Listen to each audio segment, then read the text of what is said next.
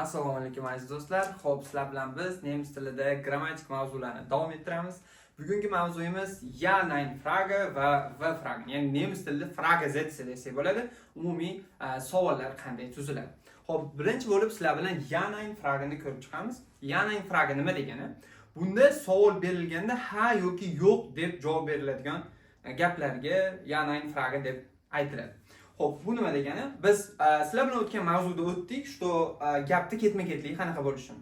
Demak, bizda o'zi oddiy gap tuzmoqchi bo'lsak, wohnt in Andijan. Ya'ni u Andijonda yashaydi degan gap bo'ladi. Bu yerda nima ega biri har doim yo'q, birda yo'q, uchinchi o'rinda keladi. Agar to'ldiruvchi bo'lsa, fe'l bizda qoidamiz, oltin qoidamiz har doim ikkinchi o'rinda kelishi kerak. Xo'p, endi biz sizlar bilan savol tuzish uchun xuddi shu fe'lni gapni boshiga o'tkazib qo'yishimiz kerak bo'ladi. Ya'ni o'sha fe'lni birinchi o'ringa o'tkazsak, bizda gap savolga aylanadi. Xo'p, ya'ni qanday? Masalan, buni o'tkazyapmiz.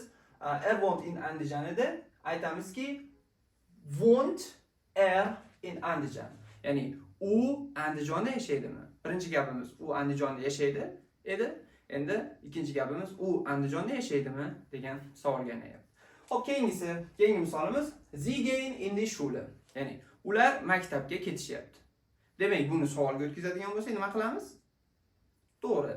Gehenni birinchi o'ringa olib qo'yamiz. Hozir ko'rib o'tganimizdek, ya'ni gehen Sie in die Schule bo'ladi. Ya'ni ular maktabga ketishyaptimi degan savol bo'ladi, savolli gap.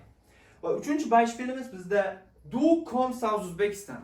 Ya'ni bu degani sen O'zbekistonliksan yokida sen O'zbekistondan kelgansan degan ma'no. Buni savolga o'tkazishimiz uchun birinchi o'ringa olib qo'yishimiz kerak bo'ladi. Ya'ni kommst du aus Uzbekistan bo'ladi.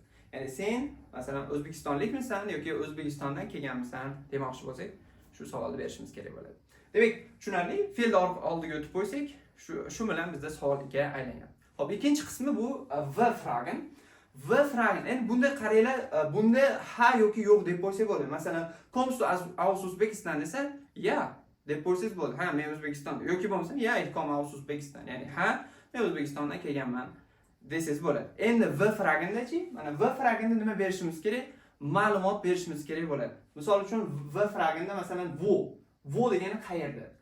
Wo wohnt ya'ni wo wohnt u qayerda yashaydi desa, wohnt in Andijan deyishimiz kerak. Ya'ni biz unga ma'lumot berishimiz kerak. Xo'p, endi yana bitta qismi, biz narginda nima qildik? Bu yerda strukturasiga e'tibor beringlar. Strukturasida qanday qilamiz? Vo'ni har doim v fragenlarning hammasi gapni boshida keladi va ulardan keyin har doim fe'l keyin nima ega kerak bo'ladi har doim. Ya'ni bu yerda ko'ryapsizlar, har doim v fragen keyin fe'l kelyapti. V fragen keyin fe'l keyin ega. Demak, strukturasi shunaqa. Har doim v fragen qo'yasiz, fe'lni tuslab qo'yasiz ega nimangizga, shu bilan savolga aylanadi. Endi siz bilan hamma v fragenlarni ko'rib chiqamiz. Xo'p, birinchisi bu masalan wo hozirgi ko'rgan beispielimiz, ya'ni wo wohnt u qayerda yashaydi degan ma'no bo'ldi. Ikkinchisi wohin, ya'ni wohin degani qayerga degani. Ya'ni wohin gehen Sie misol uchun. Ular qayerga ketishyapti bo'lyapti. Xo'p, keyingisi bizda woher degani qayerdan degani. Endi buni savoliki woher kommst du?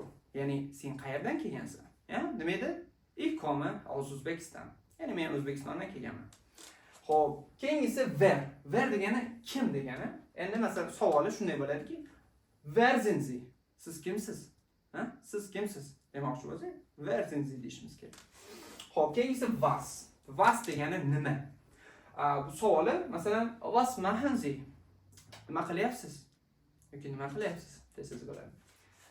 Xo'p, keyingisi bizda Wann qachon degani savoli mana wann kommst du? Ya'ni sen qachon kelasan? Ya, qachon kelasan bo'ladi. Xo'p, keyingisi wie qanday bo'ladi? Masalan, aytishimiz mumkin. Bu yerda savoli wie geht's dir? Ishlaring qanday? Yoki nima gap desak bo'ladi. Xo'p, keyingisi wie viel degani qancha bo'ladi? Savolni misol sifatida aytishimiz mumkin. Wie viel kostet das? Ya'ni wie viel kostet das? Bu degani qancha turadi?